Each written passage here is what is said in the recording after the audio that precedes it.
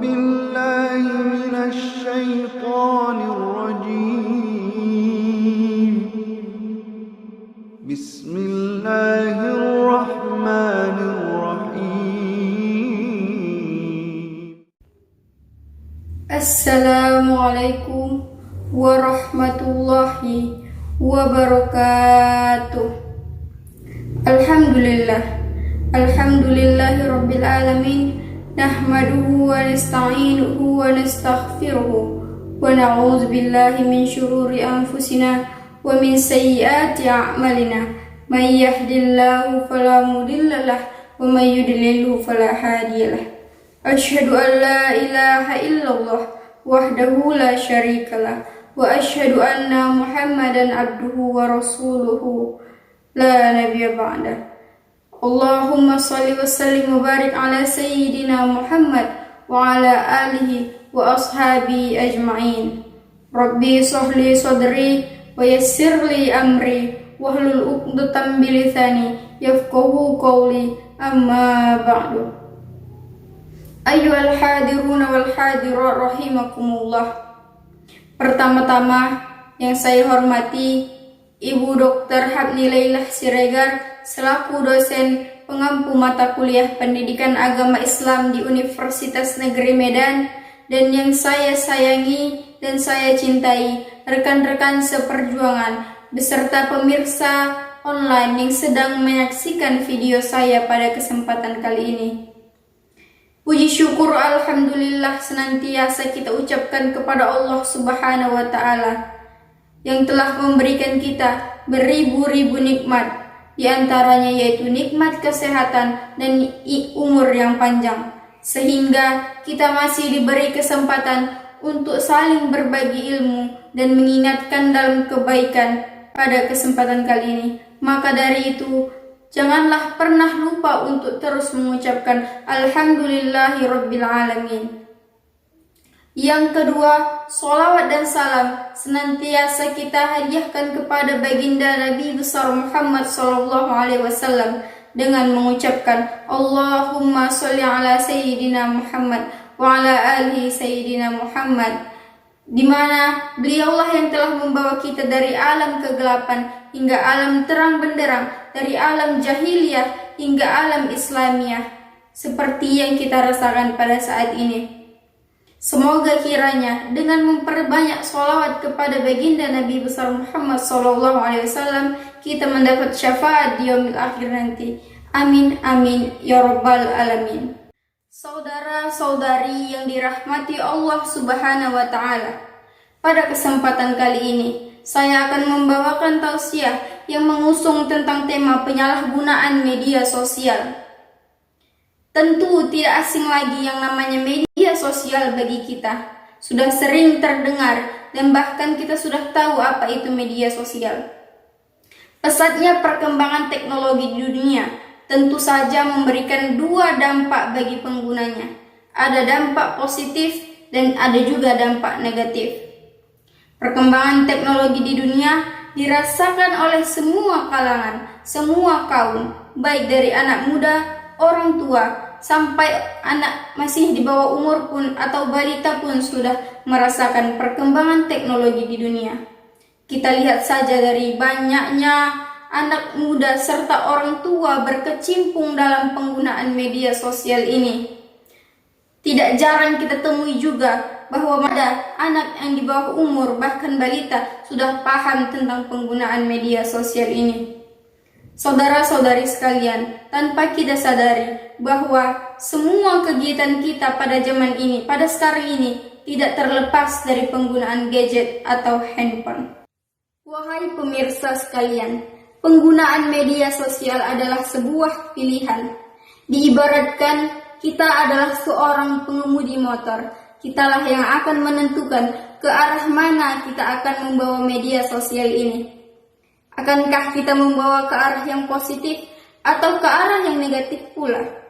Nah, jika kita membawanya ke arah yang positif, maka hal-hal positiflah yang akan datang kepada kita. Tapi, jika kita membawanya ke arah yang negatif, maka hal-hal negatiflah yang akan datang kepada kita.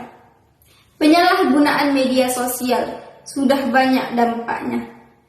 Yang pertama, saya ambil contoh yaitu penyalahgunaan media sosial dengan menyebarnya berita-berita hoaks ataupun bohong. Saudara-saudari sekalian yang dirahmati Allah Subhanahu wa taala. Berita bohong sudah tidak asing lagi. Bahkan berita bohong telah ada sejak zaman Rasulullah sallallahu alaihi wasallam. Saya ambil contoh pada zaman kepemimpinan Khulafaur Rasyidin yang dipimpin oleh Utsman bin Affan, terjadi sebuah penyebaran berita bohong yang sangat dahsyat yang menyebabkan perpecahan di antara kaum muslim. Masa itu, Utsman bin Affan difitnah membuat sebuah surat untuk membunuh rombongan dari Mesir yang mengadu kepada beliau. Padahal pemirsa, surat tersebut tidak pernah beliau buat sama sekali. Dan akibatnya dari penyebaran berita ini, salah seorang sahabat rela untuk membunuh dan nekat untuk membunuh Khalifah Utsman. Hal yang sama juga terjadi di masa pemerintahan Khalifah Ali bin Abu Thalib, di mana pada masa itu salah seorang sahabat yang bernama Abdullah bin Mujmal menyebarkan berita bohong dengan mengatakan bahwa Khalifah Ali tidak mampu menegakkan hukum Allah. Sangat disayangkan sekali pemirsa, bahwasanya Abdullah bin Mujmal sangat dikenal sebagai orang yang sangat alim serta taat beribadah kepada Allah Subhanahu wa taala. Namun, beliau tega melakukan hal tersebut. Akibat dari penyebaran hoax ini, terdengarlah sampai ke telinga sahabat Ali yang bernama Abdurrahman bin Mujmal, di mana saat mendengar berita tersebut, Abdurrahman bin Mujmal sangat marah sehingga timbul dalam hatinya rasa membenci Ali bin Abu Thalib. Sampai-sampai Abdurrahman bin Mujmal berniat membunuh Sayyidina Ali.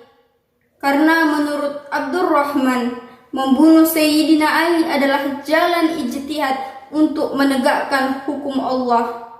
Na'udzubillah, summa na'udzubillah. Bisa kita lihat pemirsa, betapa mudahnya membuat kefasadan di muka bumi ini.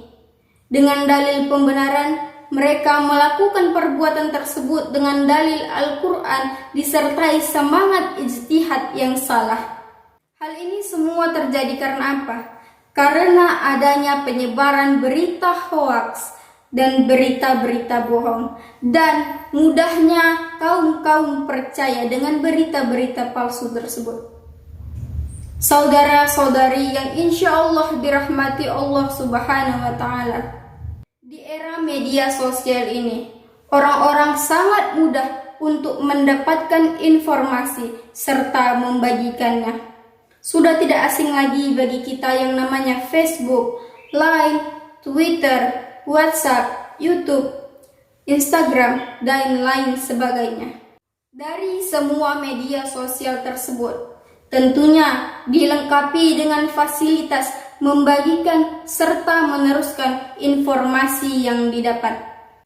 Paling tidak, membagikan link atau website, sehingga hanya dengan modal jempol untuk mengklik membagikan serta meneruskan informasi yang didapat, seseorang sudah bisa dikatakan sebagai kurir informasi. Dan dengan mudahnya orang-orang percaya atas berita-berita palsu yang disebarkan tersebut. Seperti yang terdapat di dalam Al-Quran surah An-Nur ayat 11. Firman Allah Subhanahu wa taala yang berbunyi, qala Rasulullah sallallahu alaihi wasallam fi Qur'anil Karim, a'udzu billahi minasyaitonir rajim, bismillahirrahmanirrahim. Innal ladzina jaa'a bil ifki usbatum minkum la tahsabuhu syarran lakum bal huwa khairul lakum. Likulli imri'in maktasaba minal ismi walladzi tawalla kibrahu minhum lahu azabun azim. Shadaqallahul azim. Arti dari ayat tersebut adalah sesungguhnya orang-orang yang membawa berita bohong tersebut adalah dari golongan kaum kamu juga. Dan janganlah kamu kira berita bohong itu buruk bagi kamu, bahkan baik bagi kamu. Tiap-tiap dari mereka akan mendapatkan balasan dari apa yang mereka kerjakan. Dan barang siapa di antara mereka yang mengambil bahagian terbesar dari penyiaran berita bohong, maka bagi merekalah azab Allah yang amat besar. Pemirsa sekalian yang dirahmati Allah Subhanahu wa Ta'ala, dari ayat tersebut jelas kita lihat bahwasanya Allah sangat tidak menyukai siapapun orang-orang yang menyebarkan berita-berita bohong. Dan Allah menjanjikan kepada orang-orang yang menjadi penyebar berita bohong, maka baginya lah azab Allah yang amat pedih. Nauzubillah, summa nauzubillah. Semoga kita terhindar dari azab tersebut. Wahai pemirsa sekalian yang dirahmati Allah Subhanahu wa Ta'ala, Rasulullah juga menyebutkan dalam sebuah hadis yang diriwayatkan oleh Al-Bukhari yang berisi tentang sanksi bagi penyebar berita hoax. Dalam hadis tersebut, Rasulullah SAW mengatakan, "Ra'aitu lailata rajulaini atayani fa'aghaza biyadi." Tadi malam aku bermimpi tentang dua orang laki-laki yang datang kepadaku lalu memegang tanganku. Fa'akhrajani ilal ardil muqaddasati, dan membawaku keluar ke tanah yang disucikan. Faiza rajulun jalisun wa rajulun qaimun, dan di sana terdapat seorang laki-laki yang sedang duduk dan seorang laki-laki lagi sedang berdiri. Biyadihi kallabun min hadid, dan di tangannya sebuah gancu yang terbuat dari besi. Innahu yudkhilu zalika kallab fi sidqihi hatta yablugha faqahu. Besi gancu tersebut dimasukkan ke dalam sisi mulutnya hingga menembus tengkuknya. Summa yaf'alu sidqihil akhar mislu zalika. Lalu dilakukan hal yang sama pada sisi mulutnya yang satunya lagi. Fayaltaimu sidquhu haza fayaudu fayasna'u mislahu. Lalu dilepas dari mulutnya dan dilakukan kembali, dan begitulah seterusnya. Dari hadis tersebut, malaikat menjelaskan kepada Rasulullah SAW bahwa orang yang pertama dilihatnya adalah seorang pendusta yang mengada-adakan kedustaannya dan menyebarluaskan berita tersebut ke seluruh penjuru dunia. Nauzubillah, summa nauzubillah. Semoga kita terhindar dari siksaan seperti yang terdapat dalam hadis tersebut. Amin amin ya rabbal alamin. Saudara-saudari sekalian yang dirahmati Allah Subhanahu wa Ta'ala, dari peristiwa-peristiwa tersebut maka kita dapat mengambil pelajaran bahwa pandai-pandailah dalam menerima serta membagikan berita, dan haruslah diteliti berita tersebut terlebih dahulu. Seperti firman Allah dalam Quran surah Al-Hujurat ayat 6 yang bunyinya, A'udzubillahi minasyaitonirrajim, Bismillahirrahmanirrahim. Ya ayyuhallazina amanu in ja'akum fasikum binaba'in an tusibu qauman bijahalatin fatusbihu ala ma fa'altum nadimin. Shadaqallahul azim. Artinya adalah, wahai orang-orang yang beriman, jika datang kepada kamu seorang yang fasik membawa sebuah berita, maka periksalah dengan teliti agar kamu tidak menimpa suatu musibah kepada suatu kaum tanpa mengetahui kebenarannya, dan menyebabkan kamu menyesal di kemudian hari atas perbuatan ini. Saudara-saudari sekalian yang dirahmati Allah Subhanahu wa Ta'ala, dari ayat tersebut kita mengetahui betapa pentingnya tabayyun. Agar apa? Agar kita lebih teliti dalam menerima dan membagikan suatu berita. Apakah berita tersebut benar atau tidak? Apakah berita tersebut palsu atau tidak? Karena dari itu, pembelajaran pada hari ini adalah sebelum kita menerima atau membagikan berita, haruslah kita mencari tahu lebih dahulu serta meneliti apakah berita tersebut benar atau tidak. Dengan cara kita harus mencari tahu dari mana berita itu datang, siapa penulis berita tersebut, kapan kejadian tersebut terjadi, dan bila perlu kita membandingkan suatu berita dengan berita yang lainnya.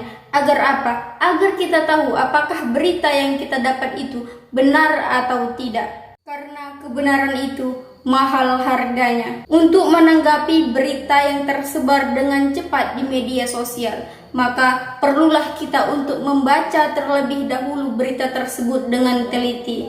Maka tetapkanlah selalu prinsip saring sebelum sharing, agar kita tahu berita yang mana yang benar dan berita mana yang salah, sehingga kita terhindar dari berita-berita hoax dan kita tidak termasuk ke dalam golongan orang-orang yang menyebarkan berita-berita hoax. Hadirin sekalian yang dirahmati Allah Subhanahu wa taala, mungkin hanya inilah yang dapat saya sampaikan. Kurang dan lebih saya mohon maaf.